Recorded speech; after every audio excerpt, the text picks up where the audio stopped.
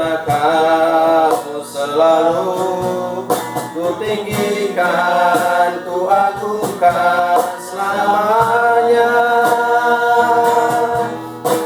Memujimu, ku selalu pujimu, ku mau menyembahmu, ku selalu sembahmu. Kau yang layak terima semua pujian, kemuliaan hanya bagi Tuhan. Ku mau memujimu, ku mau memujimu, ku selalu pujimu, ku mau menyembahmu, ku selalu sembahmu. Kau layak terima semua pujian, kemuliaan hanya bagi Tuhan. Kemuliaan hanya bagi Tuhan. Kemuliaan hanya bagi Tuhan. Oh, haleluya Yesus. Kemuliaan hanya bagimu Bapa Allah yang maha besar. Engkau layak kami puji, kami tinggikan, dan kami mau berseru menyenangkan hatimu hingga pada siang hari ini Tuhan Yesus. Bapa, kami percaya atas segala kemurahan-Mu Tuhan. Kami sungguh mencintai Engkau ya Tuhan dengan segenap hati kami, karena Engkau telah terlebih dahulu mengasihi hidup kami. Bapa, ini kami anak-anak-Mu, sejenak kami mau mendengarkan kebenaran firman-Mu. Biarlah melalui kebenaran firman ini yang membawa kami ke dalam pemulihan hidup kami terhadap persoalan-persoalan masalah-masalah hidup yang kami hadapi akhir-akhir ini. Engkaulah yang menjadi perlindungan bagi hidup kami. Terpujilah Engkau ya Bapa, biarlah Engkau ya Roh Kudus yang menguasai hati, mulut, bibir, lidah hamba-Mu ini, sehingga kebenaran firman yang boleh disampaikan adalah berasal daripada Tuhan. Biar pengurapan-Mu Roh Kudus turun atas hamba-Mu, ampuni hamba atas segala dosaku, supaya aku layak menyampaikan pesan-pesan Tuhan, layak menyampaikan kebenaran firman-Mu untuk disampaikan kepada jemaat-Mu dimanapun mereka berada saat ini. Tuhan Yesus, kami semua tidak biasanya saat hari ini Tuhan, hari Minggu ini kami semua berkumpul ada di rumah kami masing-masing.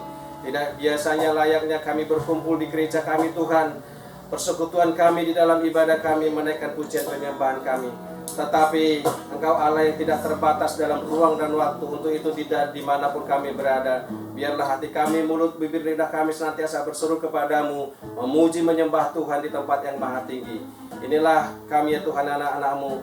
Kuasai hati dan pikiran kami mendengarkan kebenaran firman-Mu. Terpujilah Engkau ya Bapa, dalam nama Tuhan Yesus Kristus kami berdoa mengucap syukur. Yang percaya katakan amin. Salam Bapak Ibu Saudara yang dikasihi Tuhan. Salam sejahtera buat saudara dimanapun berada. Damai dan sukacita oleh Roh Kudus senantiasa menyertai kita semua. Saudaraku, musibah wabah COVID-19 yang melanda semua bangsa-bangsa, khususnya bangsa kita Indonesia, yang saat ini banyak hal yang membuat orang ketakutan. Banyak anak-anak Tuhan yang khawatir akan hidupnya. Tetapi ingat saudaraku, bahwa Tuhan tidak pernah tidur akan kejadian yang kita alami. Kita bisa lihat di dalam Matius 13 ayat 20 berkata, dan sekiranya Tuhan tidak mempersingkat waktunya, maka dari segala yang hidup tidak akan ada yang selamat. Akan tetapi oleh karena orang-orang pilihan telah dipilihnya, Tuhan mempersingkat waktunya. Saudara yang kekasih di dalam Kristus, saat ketika akhir ini kita diperhadapkan dengan situasi yang sulit terhadap perlindungan diri kita dari pengaruh virus COVID-19. Tetapi ingatlah Tuhan senantiasa menyertai kita. Ini adalah tanda-tanda yang Tuhan berikan kepada kita umatnya, khususnya umat orang percaya, di mana kedatangan Yesus kali yang kedua memberikan tanda-tanda akan ada peristiwa-peristiwa yang akan dipertunjukkan kepada kita bahwasannya kedatangan Yesus itu sudah semakin dekat. Bapak Ibu yang dikasihi Tuhan, ketika di dalam perbincangan antara Yesus dengan murid-muridnya di dalam Matius 24 ayat 3 berkata, ketika Yesus duduk di atas bukit Zaitun, datanglah murid-muridnya kepadanya untuk bercakap-cakap sendirian dengan dia. Kata mereka, katakanlah kepada kami, bila manakah itu akan terjadi, dan apakah tanda kedatanganmu dan tanda kesudahan dunia? Bapak Ibu yang dikasihi Tuhan, tanda-tanda itu sesungguhnya sudah datang dari dulu sampai sekarang. Hanya seringkali kita orang percaya tidak peka akan situasi, akan tanda yang Tuhan berikan. Ini adalah situasi yang sungguh-sungguh yang diperlihatkan oleh Yesus, Allah yang Maha Besar, buat seluruh bangsa-bangsa yang ada di dunia ini. Bukan hanya Indonesia yang mengalami musibah ini, tapi seluruh bangsa. Tetapi ini adalah suatu petunjuk bagi kita orang percaya, supaya membuka hati kita, iman percaya kita semakin kuat dan teguh. Matius 24 ayat 4 berkata, jawab Yesus kepada mereka, waspadalah supaya jangan ada orang yang menyesatkan kamu. Kata waspada di sana, Yesus mengajak kita, Yesus rindu akan hidup kita, hati kita, supaya kita tetap berjaga-jaga dan waspada, supaya penyesat-penyesat itu tidak datang, supaya kita tidak tunduk terhadap kuasa-kuasa kegelapan si iblis yang saat ini menjangkau, mau mencoba merasuki, menghancurkan orang-orang percaya. Bapak Ibu yang dikasihi Tuhan, kiranya senantiasa biarlah pengharapan kita yang teguh itu senantiasa kita naikkan kepada Tuhan Allah kita, sebab dengan demikian maka segala kuasa kegelapan, kuasa iblis akan dipatahkan kuasanya di dalam nama Yesus Kristus. Inilah yang menjadi renungan bagi kita, bagi setiap perjalanan kita. Saat ini pemerintah memberikan kita suatu instruksi supaya kita tidak melakukan, artinya perkumpulan persekutuan ibadah kita dalam gereja. Ini bukan berarti bahwa pemerintah sudah tidak lagi atau melarang orang-orang Kristen, orang-orang percaya untuk melakukan peribadatan, pujian penyembahannya kepada Allah yang mereka sembah.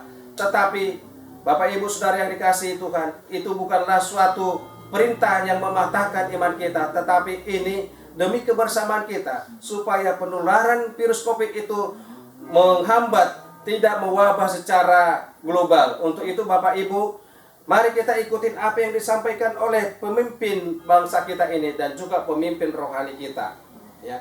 Akhir-akhir ini banyak hal-hal yang kita bisa perlihatkan. Bukan hanya peristiwa virus COVID-19, tetapi dulu juga kita sering lihat bahwa di dalam tanda-tanda memperlihatkan kedatangan Yesus kali yang kedua, selain akan ada penyakit-penyakit berbahaya dan juga nanti akan terjadi peperangan, mungkin konflik antar bangsa, mungkin konflik dalam keluarga. Di dalam Matius 24 ayat 6 berkata, kamu akan mendengar deru perang atau kabar-kabar tentang perang. Namun berawas-awaslah, jangan kamu gelisah, sebab semuanya itu harus terjadi, tetapi itu belum kesudahannya. Peristiwa virus COVID saat ini adalah bukan mengakhiri hidup atau akhir zaman, tetapi ini adalah awal permulaan dari sebuah apa yang Tuhan nubuatkan di dalam firman-Nya, bahwa kedatangan Yesus yang kali kedua ini akan memperlihatkan petunjuk-petunjuk untuk kita lebih peka terhadap peristiwa-peristiwa hidup yang kita jalani. Sebab bangsa akan bangkit melawan bangsa dan kerajaan melawan kerajaan. Akan ada kelaparan dan gempa bumi di berbagai tempat. Virus corona bukanlah virus yang paling ditakutkan, tetapi ada hal nanti yang peristiwa yang lebih hebat daripada virus corona. Tetapi apa yang sesungguhnya kita persiapkan adalah iman kita supaya kuat dan teguh di dalam Tuhan. Kita senantiasa berpengharapan, bersandarkan kepada kuasa Tuhan, bukan kepada kuasa-kuasa kegelapan, kuasa si iblis. Semuanya kita patahkan di dalam nama Tuhan Yesus. Oleh darah Yesus kita telah ditebus, yang telah membawa kita di dalam keselamatan, sehingga kita di dalam kehidupan kita akan mempermuliakan Tuhan lewat kehidupan kita. Matius 24 ayat 8 berkata, akan tetapi semuanya itu barulah permulaan penderitaan menjelang zaman baru. Virus corona ini adalah mewabah secara global ke bangsa-bangsa. Tetapi ini ingat Bapak Ibu Saudaraku kekasih, ini adalah awal permulaan, bukan akhir dari kehidupan kita. Ini adalah sebuah tanda petunjuk bagi kita untuk semakin dekat dengan Tuhan. Di dalam kitab Wahyu, Rasul Yohanes menerima pewahyuan daripada Tuhan Yesus mengenai apa yang akan terjadi sebelum kedatangan Tuhan Yesus yang kali kedua di awan-awan permai. Kita coba lihat baca di Wahyu 6 ayat 8 berkata, "Dan aku melihat sesungguhnya ada seekor kuda hijau kuning dan orang yang menungganginya bernama Maut dan kerajaan Maut mengikutinya. Dan kepada mereka diberikan kuasa atas seperempat dari bumi untuk membunuh dengan pedang dan dengan kelaparan dan sampar dan dengan binatang-binatang buas yang di bumi." Saudaraku kekasih yang di dalam Kristus Yesus, ini adalah memperlihatkan, menjelaskan kepada kita dalam Wahyu 6 ayat 8 ini tentang sebuah peristiwa di bumi ini, di mana saat ini penduduk dunia kurang lebih sekitar 8 miliar. Tetapi nubuatan Wahyu 6 ayat 8 berkata, akan ada seperempat dari semua penduduk bumi akan mati dibunuh oleh kuasa-kuasa kegelapan dengan pedang, kelaparan, sampar, dan juga binatang buas. Tentunya ini hal-hal yang menakutkan. Ada sekitar 2 miliar yang akan mungkin mati oleh daripada kuasa-kuasa dari di muka bumi ini. Kalau saat ini 8 miliar, berarti ingat saudaraku bahwa akan ada 2 miliar yang akan bisa, artinya mengalami peristiwa mengenaskan oleh suatu peristiwa yang akan terjadi di muka bumi ini. Jadi kalau saat ini, kalau di total secara keseluruhan dari bangsa-bangsa, mungkin belum bisa sampai jutaan orang yang meninggal oleh peristiwa virus COVID-19. Nah, bagaimana kita bisa membayangkan ketika akhir zaman itu datang, ya, memperlihatkan kepada kita bahwa ada orang-orang yang berkelimparan oleh karena kematian sekitar 2 miliar dari jumlah penduduk yang ada. Untuk itu mari Bapak Ibu Saudaraku untuk tetap kita kuat dan teguh dalam Tuhan, membaca kebenaran firman Tuhan, untuk senantiasa beribadah di hadapan Tuhan dengan tegun, dengan segala kerendahan hati, ya. Yesaya 41 ayat 13 berkata, ini adalah pesan Tuhan buat kita. Sebab aku ini Tuhan Allahmu, memegang tangan kananmu dan berkata kepadamu, janganlah takut, akulah yang menolong engkau. Ini adalah suatu seruan daripada Tuhan kita, di mana Dia sungguh mengasihi hidup kita. Dan Dia berkata, janganlah takut. Perkataan janganlah takut berarti sungguh Dia merindukan kita supaya kuat dan teguh di dalam Tuhan. Bukan mengandalkan logika pikiran kita, bukan mengandalkan kekuatan kita, bukan mengandalkan pengetahuan yang kita miliki, tetapi semata-mata itu karena kasih Tuhan. Dia berkata kepada kita, janganlah takut, akulah yang menolong engkau. Pertolongan daripada Tuhanlah yang membebaskan kita daripada virus corona. Untuk itu, kiranya Tuhan senantiasa kita andalkan supaya kita diperlengkapi dengan kuasa daripada surgawi. Matius 24 ayat 13 berkata, tetapi orang yang bertahan sampai pada kesudahannya akan selamat. Dan Injil Kerajaan ini akan diberitakan di seluruh dunia menjadi kesaksian bagi semua bangsa. Sesudah itu barulah tiba kesudahannya. Bapak Ibu yang dikasihi Tuhan, apa yang disampaikan oleh tadi yang tertulis dalam Yesaya 41 sebelum ayat 13 dan ayat 10 berkata, janganlah takut, sebab aku menyertai engkau. Janganlah bimbang, sebab aku ini Allahmu. Aku akan meneguhkan, bahkan akan menolong engkau. Aku akan memegang engkau dengan tangan kananku yang membawa kemenangan. Justru orang-orang yang takut akan Tuhan akan memperoleh kemenangan. Orang-orang yang takut akan Tuhan akan bebas dari pengaruh-pengaruh virus corona. Tetapi bukan berarti kita memanfaatkan free will kita untuk bisa melangkah di alam bebas. Bukan berarti seperti itu Bapak Ibu Saudaraku. Tetapi kebebasan yang kita miliki, kita harus bisa atasi dengan baik. Sehingga kita harus memperjuangkan orang lain juga, bukan hanya diri kita. Ketika saat ini pemerintah menginstruksikan kepada kita untuk bisa beribadah di rumah, itu adalah suatu himbauan yang baik buat kita, supaya orang yang kita kasih pun tidak akan tertular dengan virus corona. Tetapi mari kita saling mendoakan, meneguhkan, supaya kita tidak takut menghadapi situasi yang ada saat ini. Saudaraku yang kekasih, firman Tuhan ini yang disampaikan di Matius 24 itu tadi ayat 13 itu, tetapi orang-orang yang bertahan sampai pada kesudahannya akan selamat. Berarti tidak semua manusia itu selamat, hanya orang-orang bertahan yang tentunya setiap jiwa pribadi yang memberikan persekutuan hidupnya dengan Tuhan untuk menjalin hubungan hidupnya di dalam Tuhan, itulah orang-orang yang akan diselamatkan. Sehingga saat ini mari Bapak Ibu ingatlah bahwa apa yang kita lihat saat ini, kita alami, kita senantiasa berseru kepada Tuhan untuk memohon perlindungan Tuhan supaya kita menjadi orang-orang yang terselamatkan dan juga orang-orang yang kita kasih juga terselamatkan. Untuk itu mulai saat ini jalinlah hubungan dengan Tuhan dengan baik.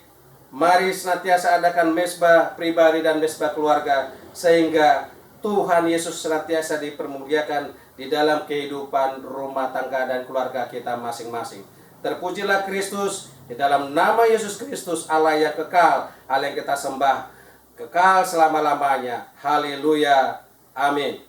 Terima kasih Tuhan buat kebaikan-Mu. Kami telah mendengarkan pesan Tuhan lewat firman-Mu yang boleh saya sampaikan pada siang hari ini. Biarlah firman ini yang didengarkan oleh semua jemaat-Mu membangun iman mereka supaya kuat dan teguh di dalam Tuhan. Biarlah Allah yang hidup di dalam nama Yesus Kristus yang kami agungkan, yang senantiasa kami puji, kami sembah, dan senantiasa kami serukan supaya hidup kami berkenan di hati Tuhan. Terpujilah Engkau ya Bapa, kekal selama-lamanya. Di dalam nama Yesus Kristus kami berdoa mengucap syukur. Terpujilah Kristus. Selamat hari Minggu, selamat beraktivitas, dan selamat terus untuk beribadah di dalam Tuhan, di dalam keluarga. Haleluya. Amin. Matikan.